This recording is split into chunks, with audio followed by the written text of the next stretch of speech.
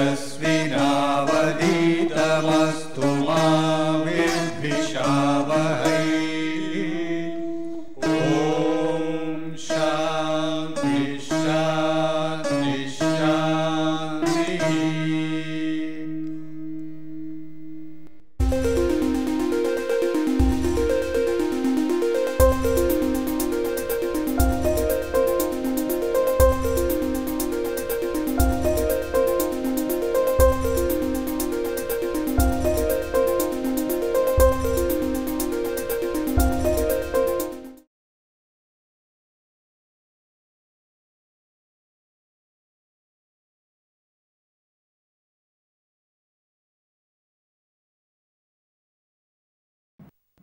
In the last lecture, we saw about the pigeonhole principle.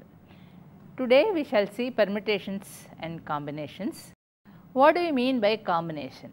It is the ways of selecting some objects out of some objects. Suppose you are having n objects, you want to select r objects out of it. It is a selection. This is called combination. And the number of ways of arranging r objects out of n objects, that is called arrangement or permutation, and we shall see some formulae, and we shall also work out a few examples regarding this. Generally, the notation CNR, it represents the number of r combinations of n distinct objects, and the notation PNR, it denotes, PNR denotes the number of r permutations of n objects. That is CNR, this is the number of ways of selecting r objects out of n objects. Sometimes it is also denoted as NCR.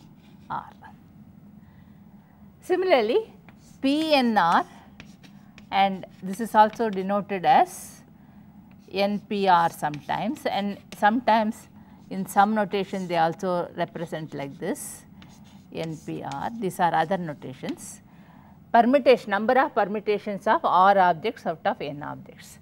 That is, you are having n object and you are taking r of them and arranging them. That is the number of permutations of r objects out of n objects. Number of selecting r objects out of n objects is known as the combination, and it is denoted by CNR. Other notations are given here.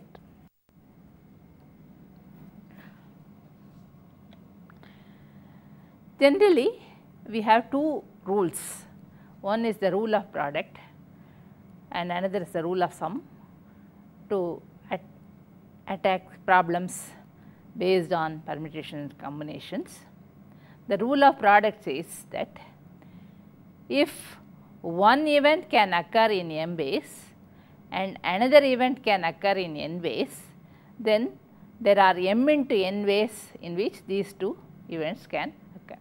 This is known as the rule of product. We will be using both the rules frequently.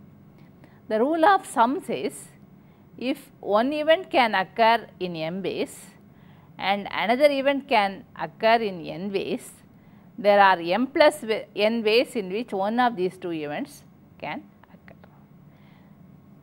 So, we will mention when we make use of these rules.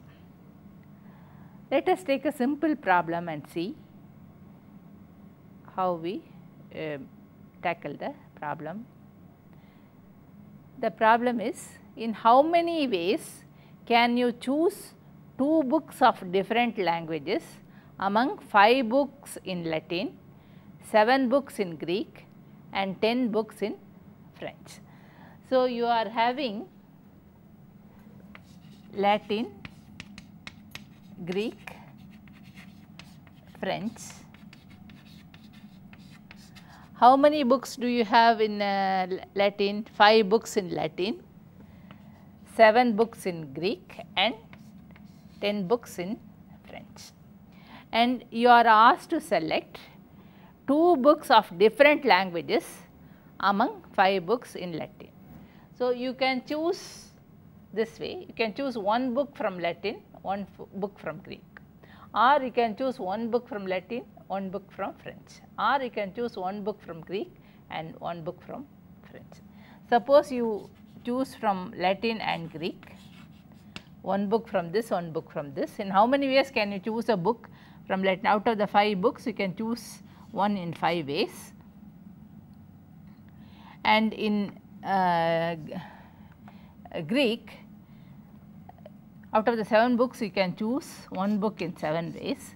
So, 5 into 7, there are 35 ways of selecting one book in Latin and one book in Greek. This is the rule of product you are making use of. Then in how many ways can you choose a book from Latin and one book from French? One book from Latin and one book from French. You can choose one book from Latin in 5 ways, and you can choose one book from the set of French books in 10 different ways. So, totally in 50 different ways you can select a book from Latin and a book in French. Again you are making use of the rule of product. Now, suppose you are choosing a book in Greek and you are choosing a book in French. In how many ways can you choose a book in Greek? You can choose a book in Greek in 7 different ways, and you can choose a book in French in 10 different ways. So, in 70 different ways you can choose a book from Greek and a book from French. So, we are making use of the rule of product. Now, we will make use of the rule of sum. So, you can either choose a book from Latin and Greek, a book from Greek, a book from Latin and a book from French, or a book from Greek and a book from French. So, in how many ways can you choose 2 books of from different languages? That means you have to add this is the rule of sum. So, you will get 5, 155. In 155 different ways you can select 2 books of different languages among 5 books in Latin, 7 books in Greek and 10 books in French. So, we have seen how to make use of the rule of product and rule of sum.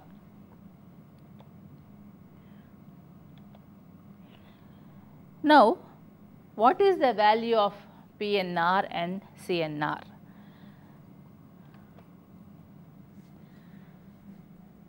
By the rule of product, PNR is equal to PRR into CNR. What do you mean by this? PNR is the number of R combination of R objects out of N objects, and that is equivalent to CNR into PRR. It amounts to saying that this left hand side represents the number of ways of selecting R objects out of N objects and arranging them. So, now this is the number of permutations of R objects out of N objects, and this is equivalent to saying that you select R objects out of N objects, and after selecting you arrange them, that is PRR. So, you can represent in this way. Now, by the rule of sum you will get this CNR is equal to Cn minus 1 R minus 1 plus Cn minus 1 R. How do you get this? CNR is the number of ways of selecting R objects out of N objects. Now, among the N objects you mark a particular objects. You can, there are 2 possibilities. You can select this object or not select this object. Suppose you select this object. There are 2 possibilities, select or not select. If you select, then from the remaining n minus 1 objects you have to choose r minus 1 objects. That is equivalent to saying C n minus 1 r minus 1. If you do not select this object, from the remaining r minus 1 objects, n minus 1 objects, you have to select r objects, and that is C n minus 1 r. So, you get this, and obviously you are applying the rule of sum here. Let us see what is the value of PNR, that is the number of r permutations out of n objects. It is equal to n factorial by n minus r factorial. This is the formula for PNR. Let us see how to derive it. We are having n objects, and you are asked to arrange r of them in r places.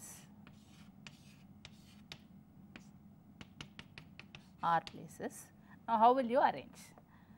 So, the first place we can pick one of the n objects and put it here. That can be done in n ways. Then after selecting one object and putting it here, you will be left with n minus 1 objects here. So, the second place you can fill in n minus 1 ways. So, the first place you can fill in n different ways, and after doing that, the second place you can fill in n minus 1 ways. So, the first two places can be filled in n into n minus 1 ways. So, after filling the first two places, you will be left with n minus 2 objects here. Pick one of them and put it in the third place, and that can be done in n minus 2 ways. And similarly proceeding, the rth place can be filled in n minus r plus 1 ways after selecting r minus 1.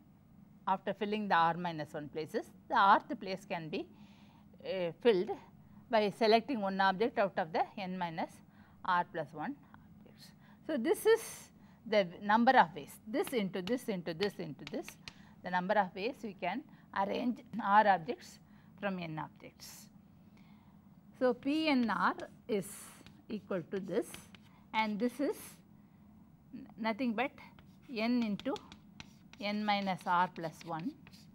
You can multiply by n minus r minus 1 up to 1, and below also the same number n minus r into n minus r minus 1 and so on. So, this the numerator is n factorial, the denominator is n minus r factorial. So, PNR is equal to n factorial by n minus r factorial. You can also derive it in a slightly different manner, that is like this. First of all, you prove that PNN is n factorial. The number of ways of arranging n objects is n factorial. How do you, this you can prove by induction. First of all, P11 is 1 factorial, obviously, that is true, and suppose P n minus 1 comma n minus 1 is n minus 1 factorial by induction. This is the basis class of the induction, this is the induction class. Then from this, how do you prove n minus np and n is n factorial?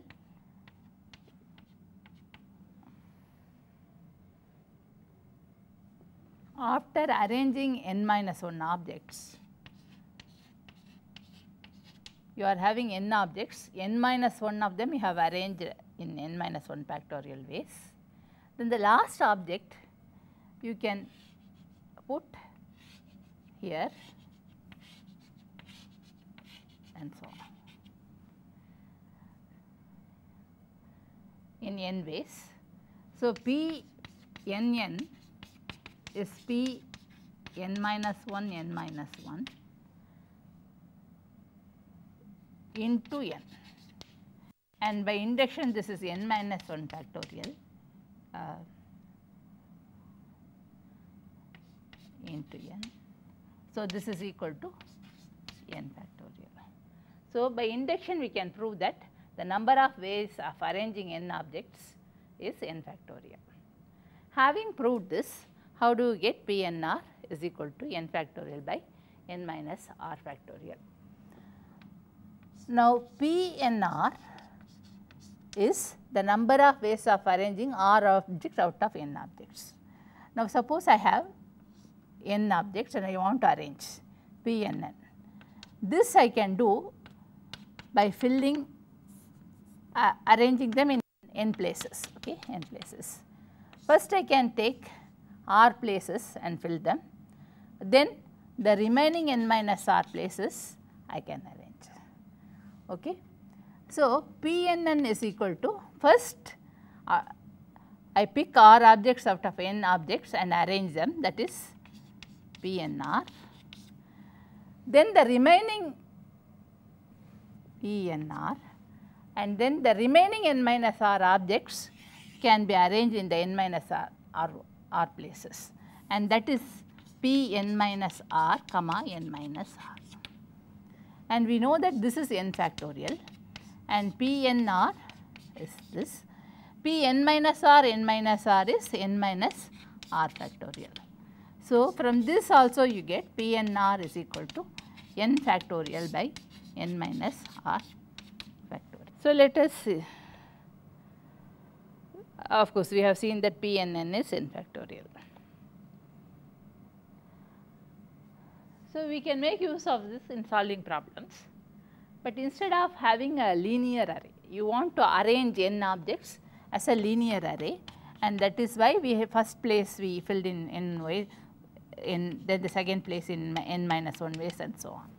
Suppose instead of having a linear array, you want to arrange n objects in a circular manner. N objects you have to arrange along a circle 1, 2 to n.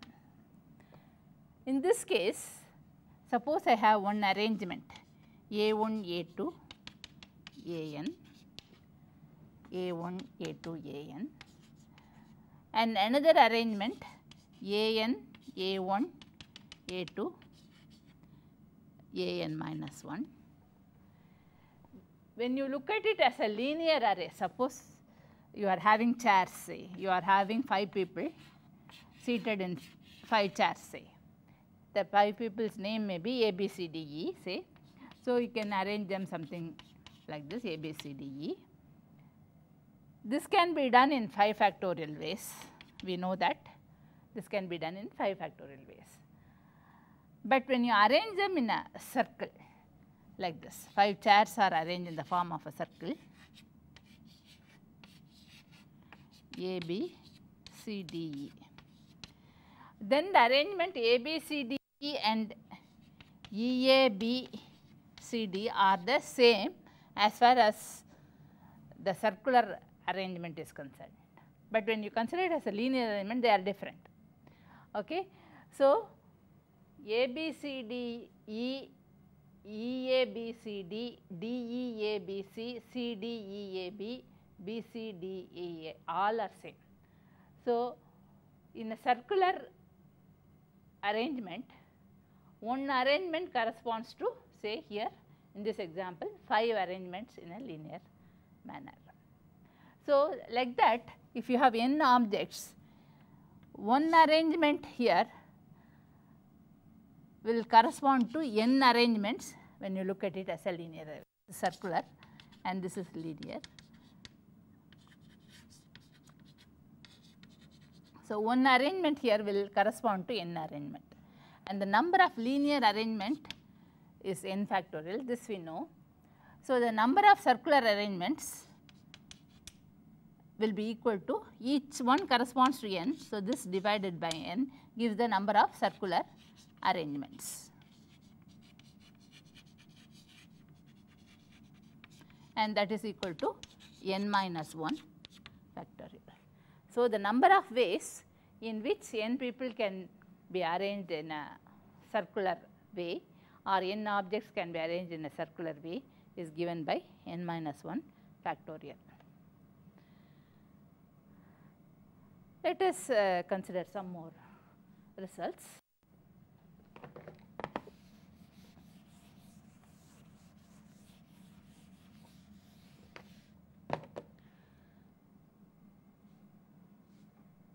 Here, whenever I said arranging n objects, arranging R objects, the objects are considered to be distinct objects. So, so far we have been considering arranging of distinct objects. PNR denotes the number of ways of arranging R objects out of n distinct objects. The objects are not the same. Suppose the objects are not distinct, they are, some of them are similar or same, then how do you calculate? For example, you may have red balls and blue balls, then how do you arrange them? See, whether I have two red balls R1 and R2, they are identical, and I have blue balls, two blue balls B1 and B2. Then R1, R2, B1, B2 is different from R2, R1, B1, B2 if you look at them as distinct objects. But when these two red balls are identical, these two arrangement are the same, red, red, blue, blue, that is what you are going to get. So, in such a case, what is the formula for arranging n objects? So, now we have n objects, but they are all not distinct. Let there be n objects that are not all distinct. Specifically, there are q1 objects of the first kind, q2 objects of the second kind, and qt objects of the tth kind. Then the number of n permutations of these n objects is given by the formula n factorial by q1 factorial, q2 factorial, qt factorial. So, you are having n objects, not all of them are distinct, q1 objects are of the first kind, q2 objects are of the second kind, and so on, and qt objects are of the tth kind. In how many ways can you arrange them? If they are all distinct, the answer is n factorial, that we know, but some of them are similar. So, the answer will be much less, it will be less than n factorial. Let us see what it is. Suppose I have, say, q1, a1, a1, a q1, these are the objects of the first kind, q1 objects. If I mark them distinct, then I get different objects, distinct objects. Similarly, say the second objects, I call them as B1, B2, BQ2, make them all distinct, and so on. If I do this, all objects become distinct. Okay? So, the number of ways of arranging them is n factorial, this we know. But since a1, a2, aq1, they are all not distinct here, they are all same, they are objects of the same type, say like red balls, blue balls, what I considered earlier.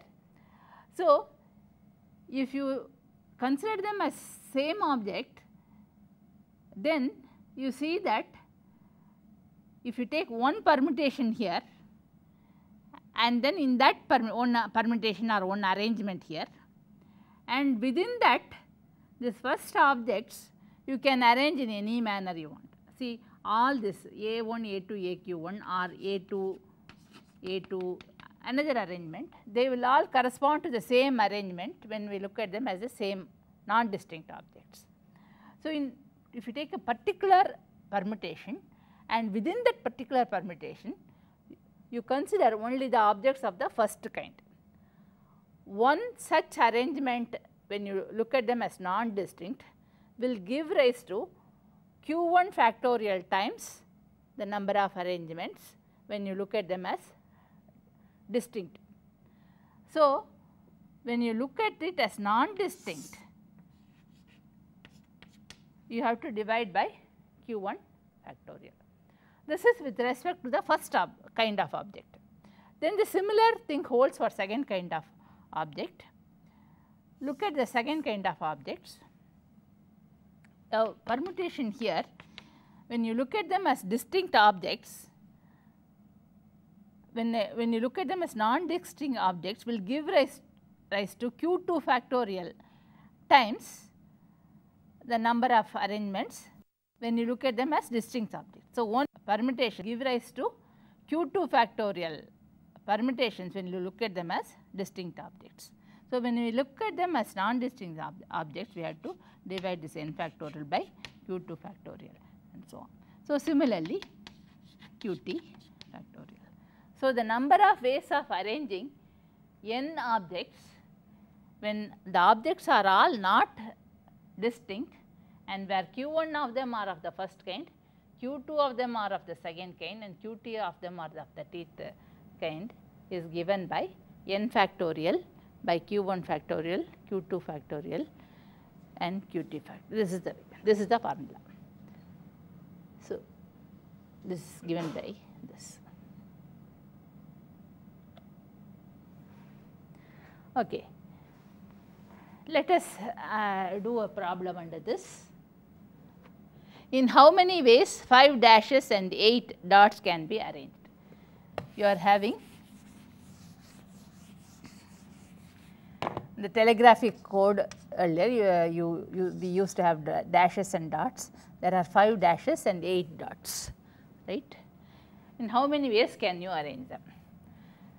Totally you have 13 factorial, but you cannot distinct between, you cannot make a distinction between the between the dashes and the dots. So, that will be 5 factorial, and total number of ways of arranging 5 dashes and 8 dots is this. Suppose I want to arrange only 7 of them, I do not want all, this is the arranging all the 13, right. Now, I want to arrange only 7 of them, pick up 7 of them and arrange them. In how many ways can you arrange 7 dashes and dots, picking them from 5 dashes and 8 dots. Now, dashes and dots, there are at the most 5 dashes. So, you can select 5 dashes and 2 dots for 7, or you can choose 4 dashes and 3 dots, or you can choose 3 dashes and 4 dots, or 2 dashes and 5 dots, or 1 dash and 6 dots, or you can select all the 7. So, for each one what will be the formula? If you select, if you take 2 and dots and 5, this will be 7 factorial by 5 factorial into 2 factorial. If you select 4 and 3, that will be 7 factorial by 4 factorial into 3 factorial. If you select 3 and 4, it will be again 7 factorial by 3 factorial by 4 factorial, and if you select 2 and 5, it will be again 7 factorial by 2 factorial 5 factorial, plus you select this we have 1 and 6, it will be 7 factorial by 1 factorial and 6 factorial. This is plus 7 factorial by 0 factorial and 7 factorial. 0 factorial is taken as 1. Okay. So, this you have to sum up this. Let us take one more problem. This is about numbers, but using combinatorial arguments, how do you prove this? Show that k factorial factorial is divisible by k factorial to the power of k minus 1 factorial. The problem is to show that k factorial is divisible by k factorial to the power of k minus 1 factorial. How do you prove this? Using combinatorial arguments. Suppose you have k factorial objects. You are having k factorial objects. Actually, that is equivalent to saying you are having k minus 1 factorial into k objects. And suppose they are not distinct.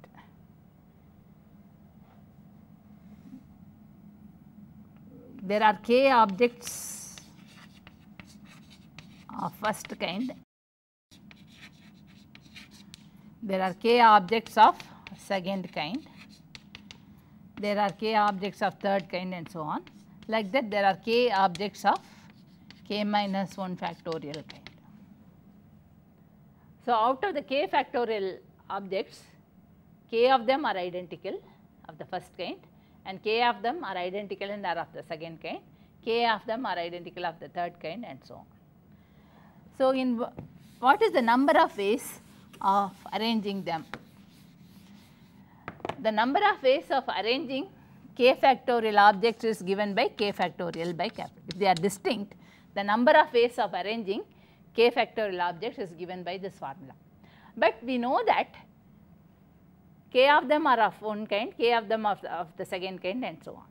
So, using the formula which we derived earlier, you have k factorial because first kind objects are of k type, then second kind objects are, there are k objects of the second type, there are k objects of the third type, and so on.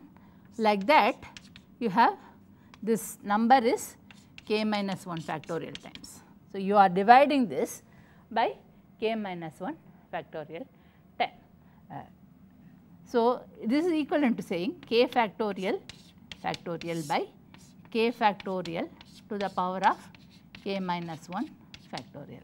And what is this?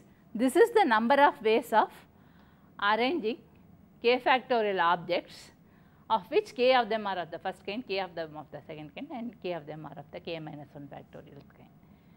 And this is something, it should be an integer, it cannot be a fraction or something, it has to be an integer.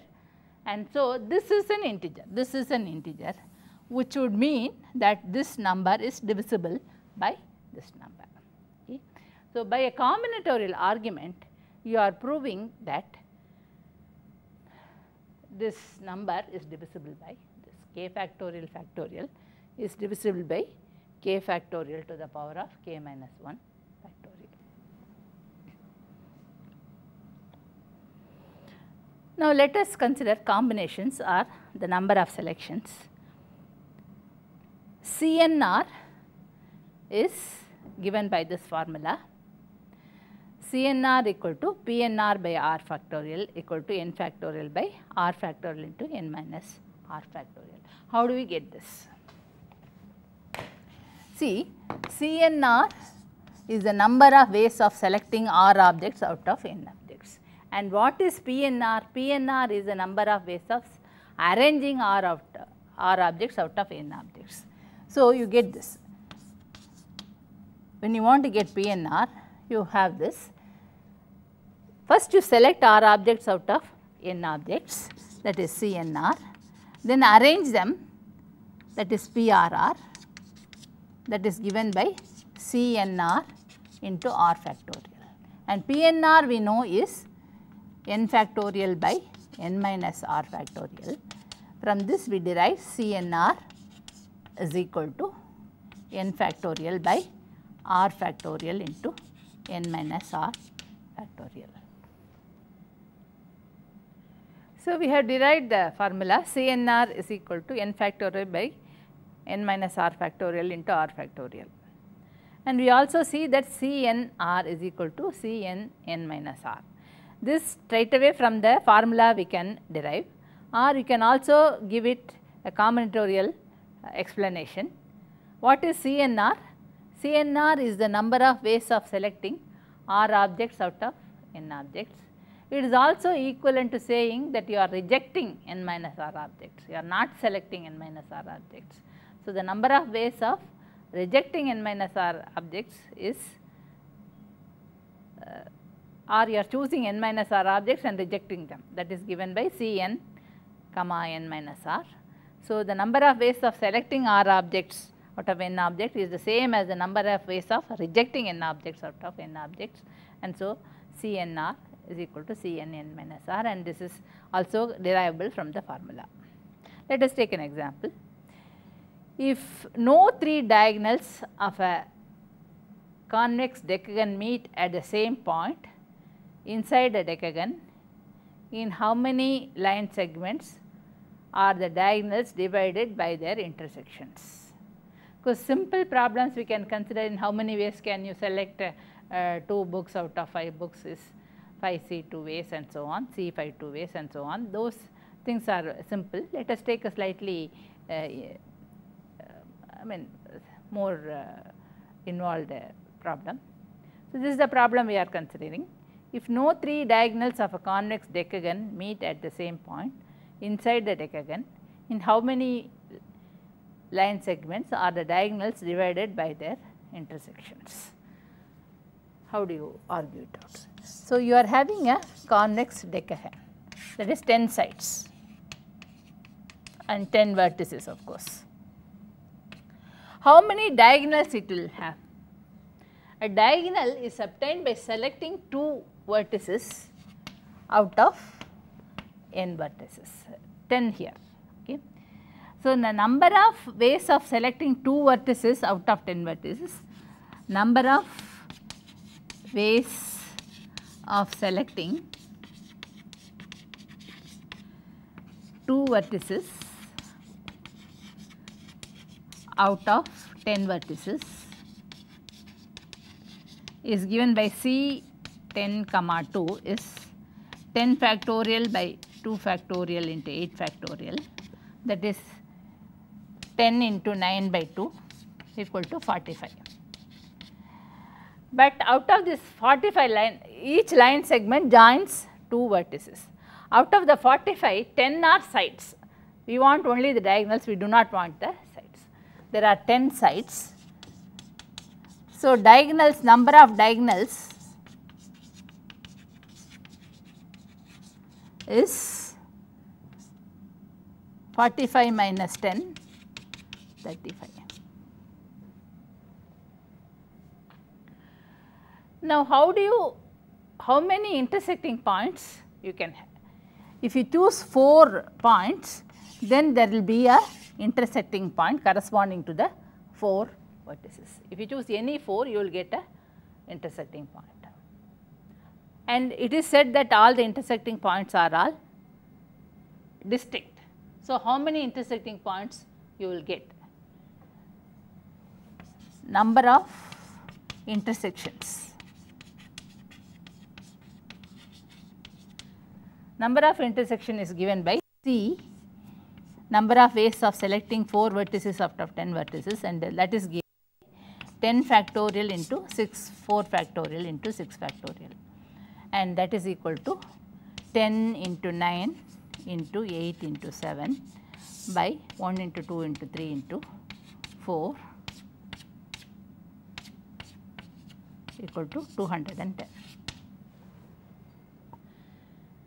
So, the number of intersection is 210, and look at, let us just consider 2 diagonals, and one intersection will, this is one diagonal, this suppose there are 2 intersections, something like this on this line, this is a diagonal, there are 2 intersections. Initially you had only one. This intersection has added this line segment, this intersection has added this line segment. So, each intersection adds one line segment for our calculation, and this intersection is on 2 diagonals. So, it will add one line segment in one diagonal and another line segment in another diagonal. So, each intersection will add to 2 line segments. So, if you look at it, the question is how many line segments are the diagonals divided by their intersection. Initially there are 35 diagonals, and each intersecting point adds a line segment, and it adds a line segment in 2 diagonals. So, and the number of intersecting points is 210. So, that is 2 into 210 times, and that will give you 35 plus 420 equal to 455. So, in a convex decagon, if you assume that the diagonals, no 3 diagonals of the convex decagon meet at the same point, that is the intersecting point of the diagonals are all distinct. In that case, the number of line segments into which the diagonals will be divided is given by the number 455, and you get this by arguing out this way.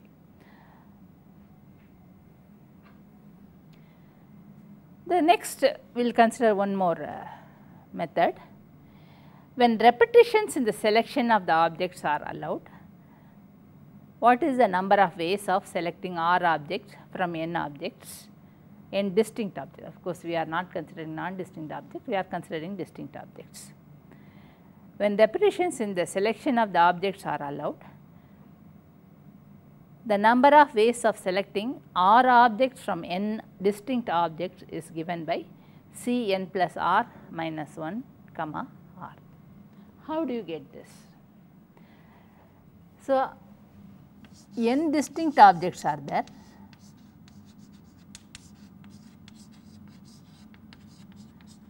and you are allowing repetition.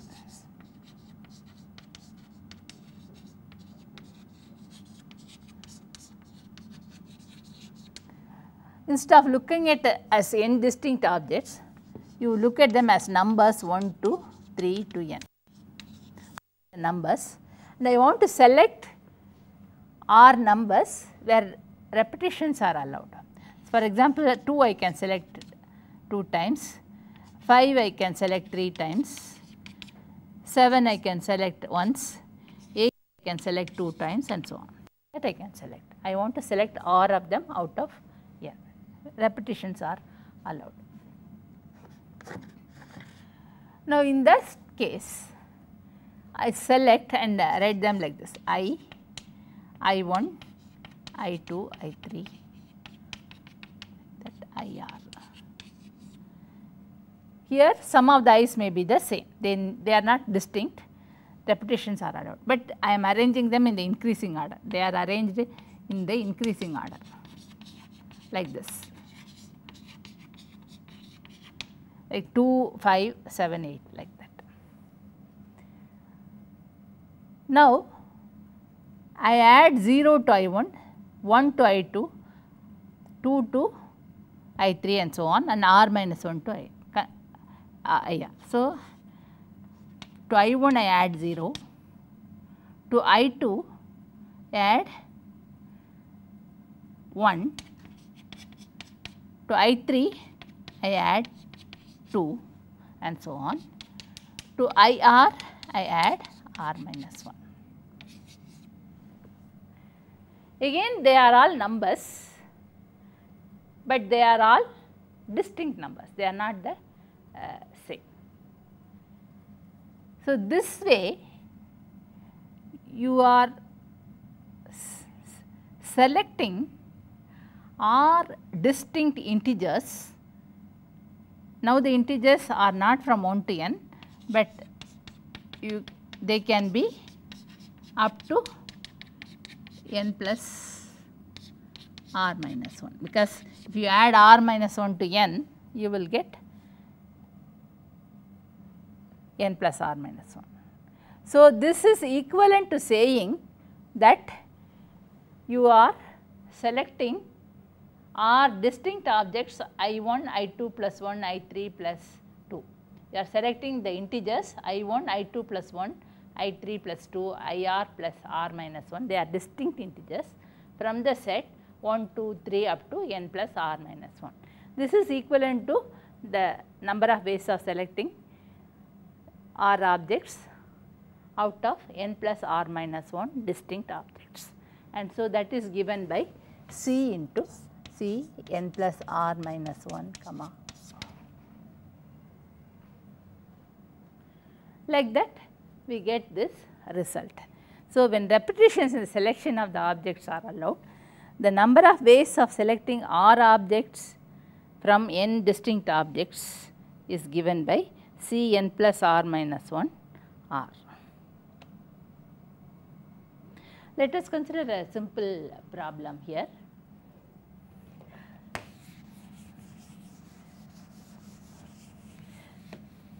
You are having 1 rupee coins, 2 rupees coins and 5 rupee coins. You want to select 6 of them. Select 6 of them. From a collection of 1 rupee coins, 2 rupee coins and 5 rupee coins, you want to select 6. In how many ways can you? How many ways?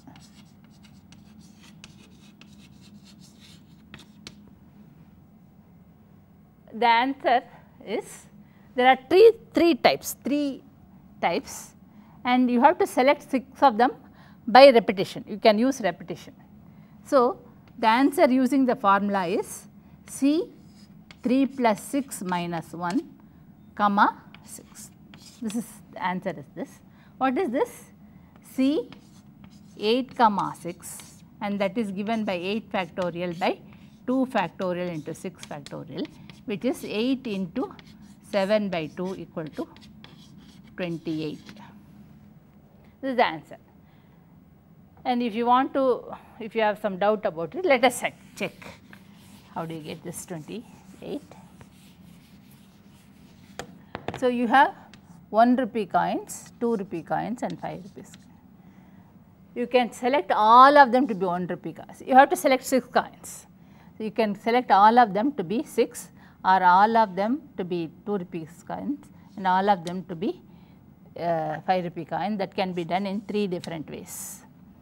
If you select 5 of them as 1 rupee coin, the second one you can choose as a the sixth one you can choose as a 2 rupee coin or you can choose as a 5 rupee coin.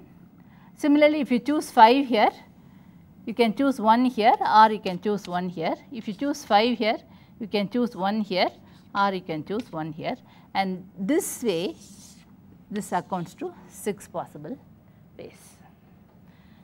And if you select 4 of them and again 2 of them from this or 2 of them from this, like that you can select 4 from here, 2 from this and 2 from this. That again can be done in 6 ways. You can select 4 of them from one kind and 1 from the other 2 kind. That will give rise to 3 different ways. And if you select 3 of them of one kind and 2 of them from the one and 1 from the other one, and this can be done in T, that is you can have 3 to 1 or 3 to 1 like that, and this way you can select in 6 possible ways. And you can select 2 to 2, that is in one way, or you can select 3 3 from 2 of them. You can select 3 3 here or you can select 3 3 here or you can select 3 3 here, and that is again 6. So, add up and see. 1 2 3 4.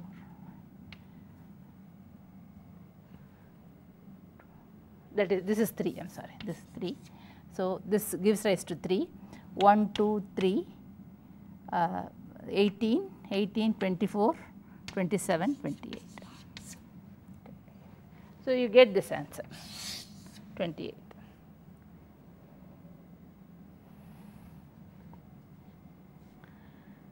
Now, another example is this: when 3 distinct dice are rolled, the number of outcomes is 6 into 6 into 6, 216. So, you are having 3 distinct dice and the number of ways you can have the possible outcomes is First one it can show any one of the 6 numbers, second one it can show any one of the 6 numbers and so on. So, you have totally 6 into 6, 216 ways. If the 3 dice are indistinguishable, that is you do not want to distinguish between the first, second and third one, then the number of outcomes you have to use the formula C. So, there are 3 dice and 6 outcomes. So, it will be given by C 6 plus 3 minus 1 comma 3, which is 56. This is can be seen by considering the selection of 3 numbers from the 6 numbers when repetitions are allowed. So, you have to look at it this way and give the answer. So, the first one getting 216 is easy, but getting this number you have to look at this in this manner. You are selecting the 3 numbers from the 6 numbers where repetitions are allowed. You have to look at it to get the answer. Another problem is when the objects are not all distinct, the number of ways to select one or more objects from them is equal to q1 plus 1 into q2 plus 1 into qt plus 1 minus 1, where there are q1 objects of the first kind, q2 objects of the second kind and qt objects of the tth kind. There are q1 objects of the first kind. So, the number of possibilities is you can select one of them, you can select 2 of them, you can select 3 of them, you can select q of them, you need not select any one of them. So, the number of possibilities is given by q1 plus 1. And there are q2 objects of the second kind. So, you can choose one of them, 2 of them, 3 of them, q2 of them or not select any of them, that is given by q2 plus 1. Similarly, proceeding you get qt plus 1, the number of ways of selecting one or more objects of the tth kind or not selecting any of them. But the possibility, the question is the number of ways to select one or more objects. So, not selecting any of them, that possibility should be subtracted, that is why that minus 1 is there. So, the number of ways of selecting 0 or more objects of the first kind is given by q1 plus 1. The number of ways of selecting 0 or more objects of the second kind is given by this. The number of ways of selecting 0 or more objects of the tth kind is given by that. So, the number of ways of selecting 0 or more object is given by this, but the number of ways of selecting 0 objects is not allowed. So, that is minus 1. So, this formula gives you the number of ways of selecting the number of ways to select one or more objects from them when q1 are of them are of this first kind and so on.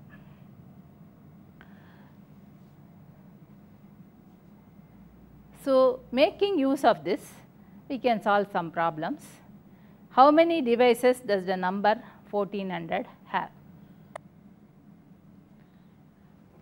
So, 1400 we can write as 14 into 100 equal to 7 into 2 into 20 into 5 equal to 7 into 2 into 5 into 4 into 5 equal to 7 into 5 to 2 into 2 into 5, that is equal to 2 cubed into 5 squared into 7. A divisor of the number is obtained by selecting some or 0 of them or all of them, again some or 0 or all of them, and by selecting 7 or not selecting 7. So, the total number of possibilities is you can select 1 2 or 2 2s or 3 2s or no 2s at all. So, that is given by 3 plus 1 ways. So, in the earlier formula, if you look at it, it is given by this q1 plus 1. And similarly, if you can select 2 5s, 1 5 or no 5s. So, that is given by 2 plus 1, and you can select 7 or not select, that is 2 possibilities, that is 4 into 3 into 2, 24 ways. But please remember here that if we select all of them we get 1400, and we do not select any of them we get 1. So, 1 and 1400, if you look at them also as divisors, then the number of divisors of 1400 is given by this. So, here we are taking 1 and 1400 also as divisors. So, we have considered some problems based on permutation and combinations. The main thing is each problem we have to consider in a different manner, and there are some formulae. The main formula is PNR is n factorial by n minus r factorial, and CNR is n factorial by r factorial into n minus r factorial. And by looking at the problem, we have to decide which form, whether there are repetitions, there are no repetition, whether they are distinct objects or non-distinct objects and things like that, and then apply the corresponding formula and argue it out. So, we shall consider some more of combinations and permutation by distribution of distinct objects, non-distinct object into distinct cells and non-distinct cells in the next lecture.